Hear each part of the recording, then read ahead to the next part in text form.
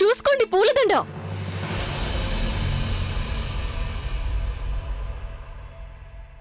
రుకయ్య బేగం మీరా? ఓహో, మీరు మీ శ్రీకృష్ణుడికి మాల కడుతున్నారన్నమాట. మరి నేను కాల్తో తొక్కేశానే. పర్వాలేదులేండి, మీరు కావాలని తొక్కలేదు కదా. నేను ఇంకొక మాల కట్టుకుంటాను. ఎంత అమాయకత్వమో! ఎవ్వరైనా నమ్మేస్తారు, అవునా? ఇదంతా మీరు ఎక్కడ నేర్చుకున్నారు జోదా బేగం? ఒకవైపేమో మీరు మా మీద సహానుభూతి చూపిస్తూనే ఇంకో వైపు నన్ను గేలి చేస్తున్నారా మీరు? మీరు అంటున్నదేంటో నాకు కొంచెం కూడా అర్థం కావడం లేదు. ఓహో, అంటే దాని అర్థం కూడా నేనే మీకు చెప్పాలన్నమాట.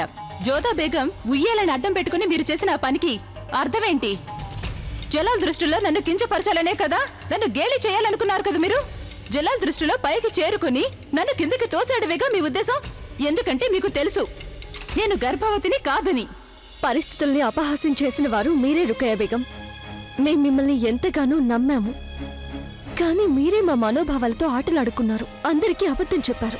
నేనేం చేశానన్నది ఇప్పుడు అనవసరం. కానీ మీరు చేసిందేంటి జోదా బేగం? మా రహస్యం తెలిసి ఉండి కూడా ఏవీ తెలియనట్టు కపట సానుభూతి వ్యక్తం చేశారు.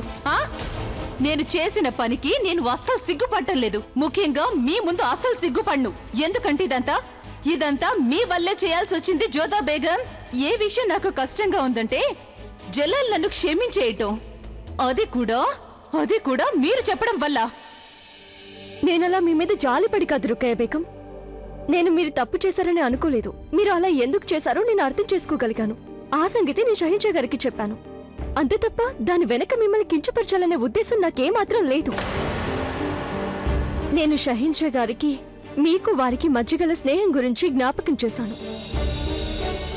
పైగా ఆనందకరం ఏంటంటే వారు ఇప్పటికీ మిమ్మల్ని తనకి మంచి స్నేహితురాలుగా భావిస్తున్నారు. ఏది ఏవైనా జోదా బేగం, కారణం ఏదైనా కావచ్చు, మీరు నాకు ఉపకారం చేశారు.